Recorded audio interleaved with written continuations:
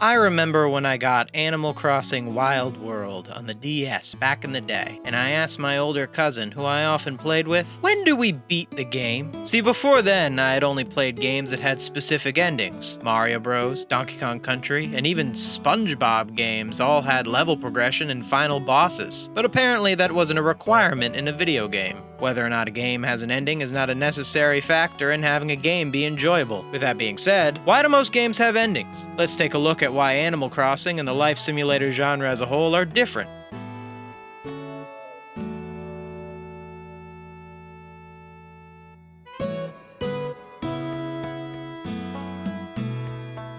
Are you enjoying the Game Cubicle?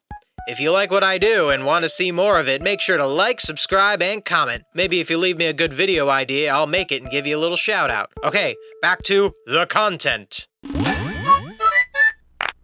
So what does it mean to beat a game? Well, to figure that out, why don't we consult the Olympic athletes of gaming, speedrunners.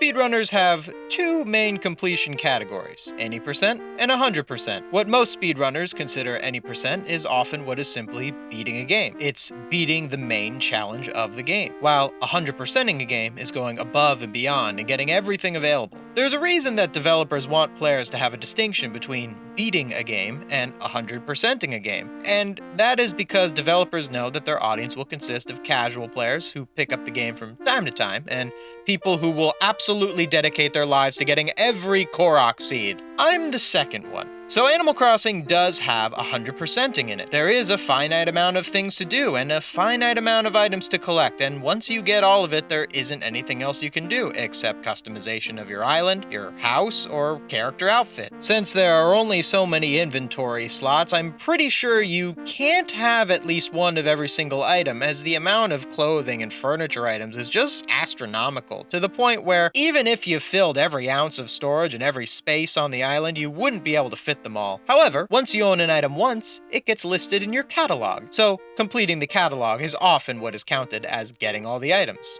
Okay, so we know that there are things to do that 100% Animal Crossing. But what about that any percent completion? On speedrun.com for Animal Crossing New Horizons, there is no any percent or 100% speedruns. The speedrun categories are First Det, All Debts, Golden Rod, Golden Net, and All Golden Tools. Compare that to the original GameCube Animal Crossing, which does have a 100% category, along with All Debts, Golden Net, and Golden Rod. So are these other categories our equivalent of any percent? It seems there is a consensus around paying off the debts and getting the golden tools being the true endgame of Animal Crossing. Let's take a look at them. So, is paying off your debt the equivalent of saving Princess Peach?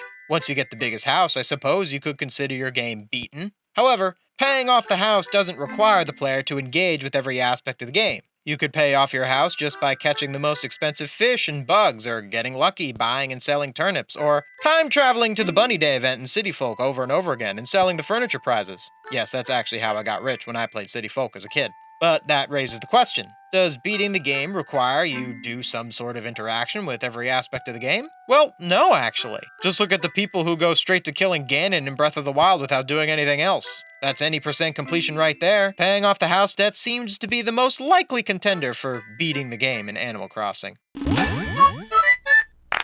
Another thing that feels like completion is if you get all of the golden tools. In order to do this, you would really have to engage with every aspect of the game, mainly catching every fish and bug for the golden fishing rod and golden net. I have never gotten the golden rod or the golden net. I just never got into Animal Crossing for a full year to get all the seasonal fish and bugs. I'd always miss something that you could only get at like the end of April or something strange like that. My first playthrough of Wild World as a kid, where I admit I time traveled a lot, I got every fish, except one, the coelacanth. I think I didn't know that you had to catch it while raining.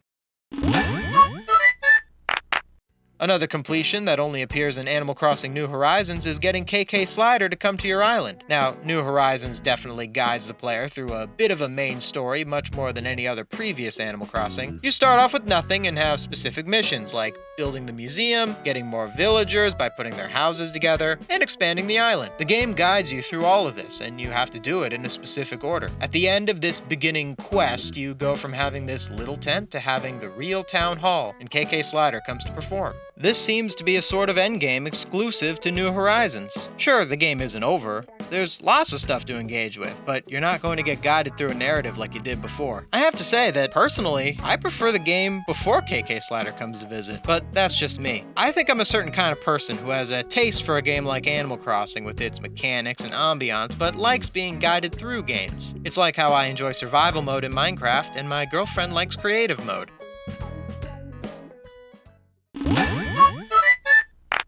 There's one more system of progression I'd like to talk about in Animal Crossing: Nook Miles, exclusive to New Horizons. Nook Miles are a way to make Animal Crossing, well, more like other games. They give you a separate currency to bells that is rewarded through different tasks. Some of these tasks are achievements the player will eventually achieve, while others are small tasks that change daily. Without Nook Miles, doing tasks in the game are kind of its own reward. Planting flowers, catching fish, it's all just sort of happening. But with Nook Miles, everything leads to some sort of achievement. Catch a fish? Well, if you catch 100, you get Nook Miles. Plant a flower? Well, just plant 499 more and you've got yourself a few miles. The randomized tasks get replaced with a new one when an old one is completed. What do I think of Nook Miles? I love it! Sure, it takes away a little bit of the open-endedness of the game, but what you get in return is worth it. The Nook Miles make me want to do little things like go and catch 5 bugs, which I wouldn't have otherwise done. In a Nook Mile-less game, I'd pass right by that little moth, but to get 2 times Nook Miles, I just might grab it. The Nook Miles give an incentive to interact with the game more and give you a sense of progression.